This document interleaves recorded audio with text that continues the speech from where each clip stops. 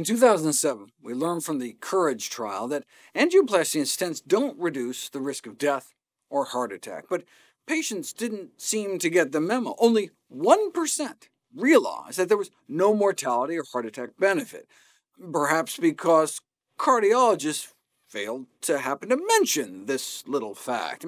One can imagine that if patients actually understood all they were getting was symptomatic relief, then they'd be less likely to go under the knife. But then 10 years later, the Orbita trial was published showing even the promise of symptom relief was an illusion. The implications are profound and far-reaching. First and foremost, the results showed unequivocally that there are no benefits to angioplasty and stents for stable heart disease. So basically, patients would be risking harm for no benefit whatsoever.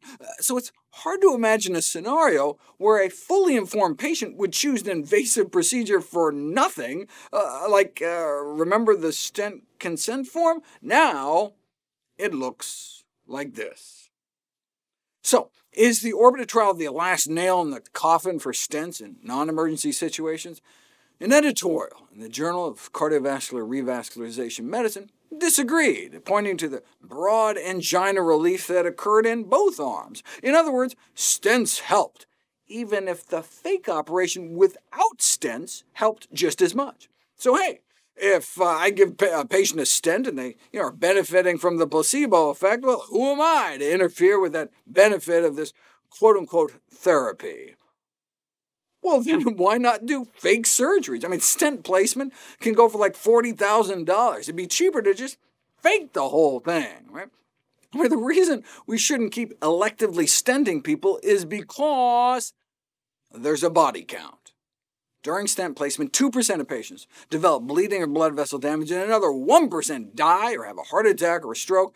And then because you're having something stuck in your chest, 3% of patients have a bleeding event from the blood thinners you have to be on, or the blood thinners don't work and the stent clots off and causes a heart attack. Right? Why are they still done when we don't just have no evidence of benefit, but in many cases, explicit evidence of no benefit? One of the sources of resistance may be all the financial gain. These procedures make a lot of money for hospitals. Don't expect them to be promoting lifestyle changes anytime soon, nor will physicians quickly abandon a practice that seems to make sense and supports their income. Is it that simple?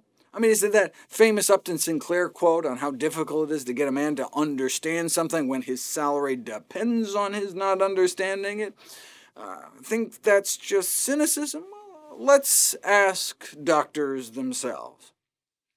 Thousands of physicians were surveyed, and 70% believe that physicians provide unnecessary procedures when they profit from them. That's what doctors themselves believe, and the data bears this out.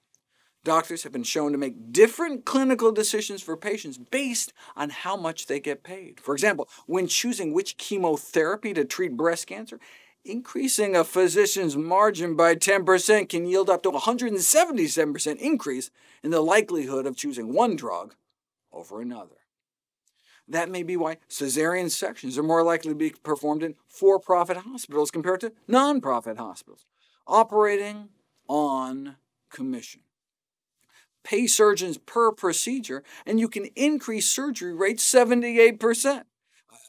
Could that explain why we do 101% more angioplasties than any other rich countries?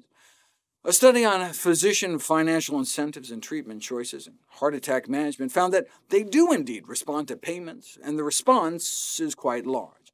Unconditionally, plans that pay physicians more for more invasive treatments seem to result in more invasive treatments. So it may actually be quite common for patients to receive different treatments based on whether the doctor is getting paid per procedure.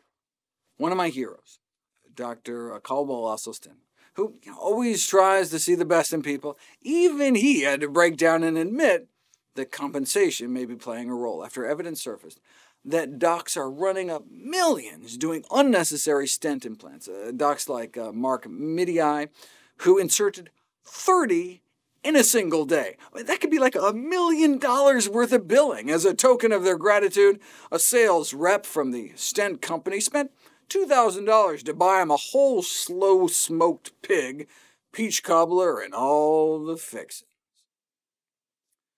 We're the only developed country where healthcare is delivered like this, explained the chief of cardiovascular medicine at the Cleveland Clinic. The economic incentives are just too strong.